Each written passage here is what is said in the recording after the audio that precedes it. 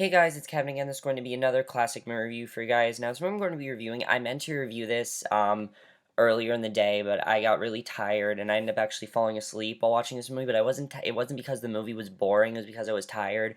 But luckily, I just finished it, and the movie we're going to be reviewing is the 1986 coming of age adventure fantasy musical cult classic Labyrinth. Now, Labyrinth was a movie I was always very interested in.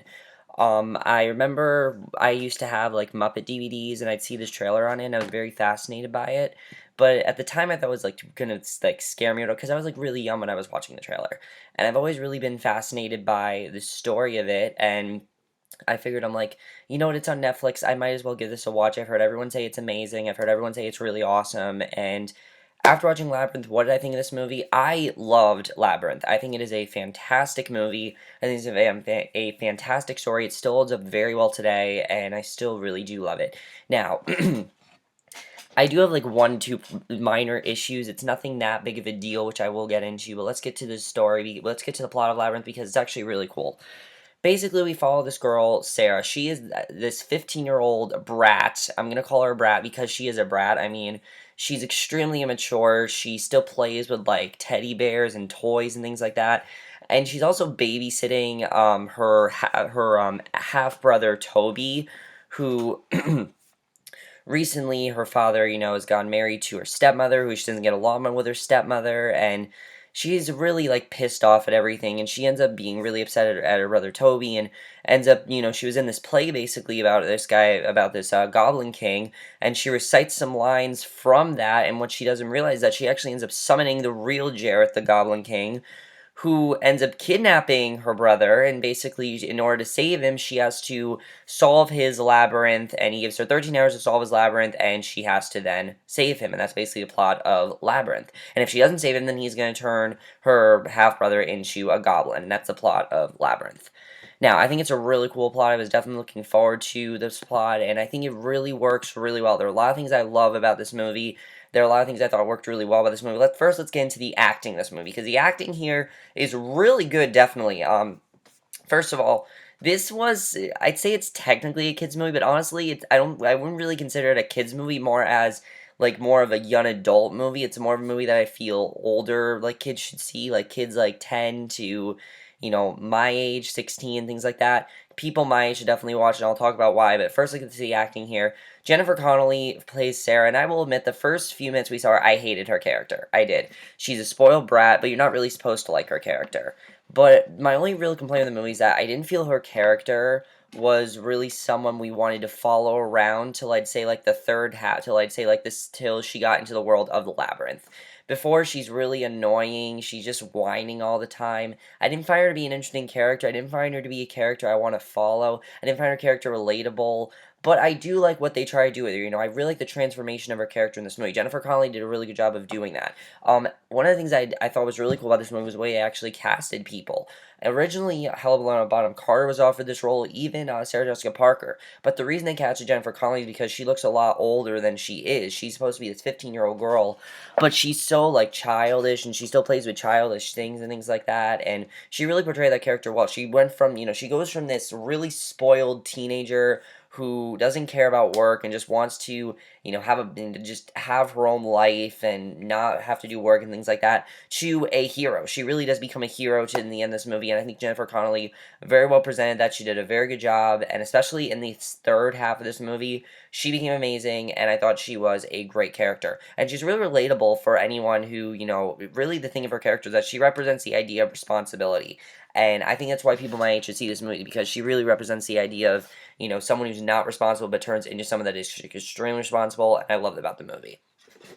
David Bowie, though, in this movie. David Bowie steals the show as Jareth the Goblin King. I love David Bowie's character. The second he came on screen, I thought he was awesome.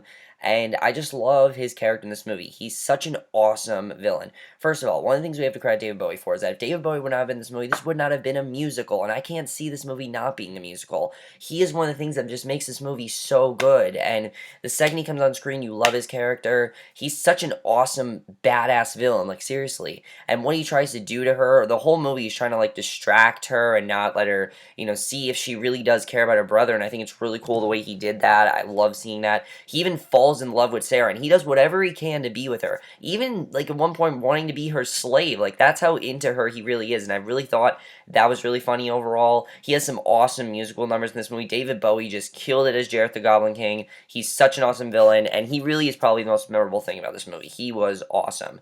And that's really all you need to talk about, but I want to talk about the puppets as well, because besides Sarah and Jareth, all the other main characters are puppets. Hoggle. I want to talk about Brian Henson as Hoggle. I loved Hoggle's character. You know, Hoggle is this really cowardly dwarf who doesn't really do a lot, but he ends up really transforming to a really good character, and I really like the story they did with him. Ludo's character, I really like the kind-hearted beast, Sir Didymus, this brave knight. There are some really great puppeteers and everything, and one thing I like about this movie is that you can never remake this movie, because if they were to remake this movie today, it would be computer animated, it would not work. No, the puppeteers are what made this movie so good. I thought the puppets were a lot of fun to watch. They provide a lot of humor in the movie as well, which I thought was really cool, and I definitely enjoyed that about their characters. And they're all really interesting, definitely. It's something I definitely enjoy, is that the puppets aren't very, one note. They're actually all really interesting. They each represent some sort of, like, message, which I really love. The directing by Jim Henson, I mean, it's Jim Henson. What do you expect? He is the master at these puppet movies. He did a great job here. And after this, I really want to watch The Dark Crystal, his other movie, which actually came out before this one. But I want to watch this one first because I was more interested in this one than The Dark Crystal, so I'm probably going to watch The Dark Crystal as well, but I'm very interested in seeing how that is. But his directing here was great. I mean, the best thing about this movie, in my opinion, is the world of Labyrinth. It's such a fascinating world. It's such a cool world. You know, it's this world where it's all your dreams and things like that, and distractions, and I thought he did a really good job with that. The sets as well are absolutely beautiful. I love the sets of this movie. Jim Henson just directed this perfectly. He knew what direction he wanted to go in, and he just directed it perfectly. The other thing I love is that this is not based on a book or anything. I thought this movie was based on a book, but no, this is all Jim Henson's original idea, which I think is awesome that he did that, and I think he really did a great job directing this. The screenplay by Terry Jones I think is really good, but my only problem is, as I said, the first, I'd say, like 11 minutes were very slow, and I wasn't really into it, but then we got into the World Labyrinth, I love it. The screenplay is so funny and witty, and it has so many fun lines as well. I will admit some of the humor in this movie is a bit immature, but it is sort of a kids' movie. It's designed to entertain kids, so I can understand why they did that. But a lot of the humor is also very witty and very subtle, which I also really enjoyed. I mean, I thought the screenplay overall was really great. It has some great moments. There honestly is some really tense, thrilling moments. There's this awesome final battle towards the end of the movie. I wasn't expecting that at all. There are legit explosions. There are people, you know, like fighting. It's awesome, and this is all in a kids' movie, and it's really awesome that they did that, and I love the screenplay. It was an amazing screenplay, and I love that. And that really brings me to my next point, is that this, as I said, this really is not for younger kids. This is more for older kids who know all about babysitting and responsibility. That's really what it's all about. The cinematography is beautiful. Some of the effects don't hold up as well today, I will admit that, but a lot of the effects work really well, actually. In fact, this is a movie that I feel should possibly be released and maybe, like, released back in theaters in IMAX. I think that'd be really cool, because the effects work really well. The movie's really loud. It has some awesome effects. I thought all the effects were really cool. The puppets looked awesome as well. All the puppets looked perfect in this. They looked like they were actually there, and I thought that was really cool. And the cinematography was great. The ending of this movie, first I was upset that the movie was a bit fast-paced. I'm like, this is too fast-paced, but honestly, it had to be fast-paced, because if the movie would have been as fast-paced, I would not have enjoyed it as much, because as I said, the first 11 minutes are very slow, and then the movie gets extremely fast. When we get to the World Labyrinth, the movie's like, it's like, this happens, this happens, this happens, but it works really well because you're so into it, and you're not like, oh, that scene was wasted. No, you're really into it, and they use them for musical numbers, and I love that, and I thought that was really cool the way they did that. Which brings me to the next part of the movie, is the music in this movie. Holy shit, the music is awesome. I'm buying the soundtrack to this movie, okay? I'm buying the soundtrack. The songs are so awesome. David Bowie actually, one of the things I love is that David Bowie added the music into this movie. This movie wasn't originally a musical, but because David Bowie was casted, he wanted to be able to sing in this movie, and that was an awesome choice because all the songs in this are so good. You have so many classic songs here. Honestly, these are songs that everyone should know. Dance Magic Dance, the Amazing Within You. I mean, oh my god, it's so thrilling. There's so many great songs in this movie. There's a great song about distractions. I mean, there's so many awesome. So, I mean, they're all sung by David Bowie, but they're all awesome. I think they're all really well done songs, and they were all really well executed and really well handled. And the other thing I want to talk about this movie is that this movie has some great messages, as I said, not just responsibility, but also not taking life for granted and realizing that you can move on with your life and that there are things that happen in your life, but they happen for a reason. And I like that Sarah really realized that. I thought that was really good. She realized that. I definitely enjoyed that about the movie. And I'm gonna talk one little spoiler that I definitely want to talk about that I thought was awesome about the movie. If you guys have not seen Labyrinth, I highly recommend you guys check it out. It's a really great movie. I think it's a movie that everyone should really watch, and I'm gonna talk about spoilers right now. Okay. When Hoggle saved them, I was so happy that we saw it because, of course, Hoggle is supposed to represent, the one that's kind of shy but does end up becoming the hero in the end. And I thought that was really cool the way they set up his character. He was really awesome, and I love that. And then the end of the movie where Sarah realized she had to face Jareth on her own and realized that he didn't really control her, I thought was awesome. I love the way the movie ended. It was really cool, and I just thought it was a really great message. I love the messages of this movie of not taking your life for granted and responsibility and things like that. I think that was really well done the way they handled it. I definitely really enjoyed. So overall, guys, I really love Labyrinth. I think it's a great movie. I think you guys should definitely check it out if you haven't already. B plus for me, not an A. I don't think it's like an A worthy movie. I do think it's really awesome though. I agree that everyone said it is a really awesome movie. I'm very happy that I did watch it. At first, it was like, it was okay. Like at first, I really wasn't into it, probably just because I was tired.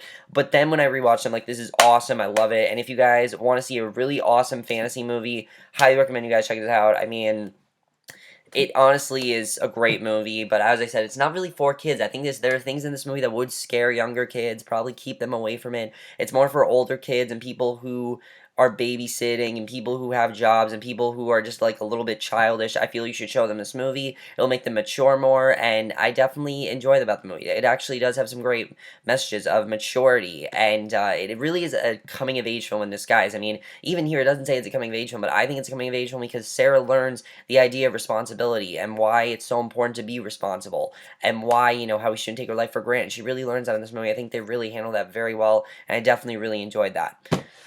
So, well, guys, if my review, hope you guys enjoyed. Let me know what you guys saw this movie. If you have seen it, that's it for my review. Hope you guys enjoyed, and I'll see you guys in my next video, which will be for my review of The Vampire Diaries. So I will see you guys for that. Okay, bye.